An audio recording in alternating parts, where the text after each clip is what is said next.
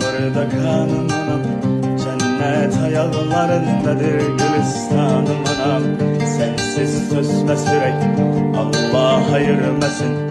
Kederi zulmet ile geçer sensiz anam anam. Şöhretim şanım anam, elim atsanım anam.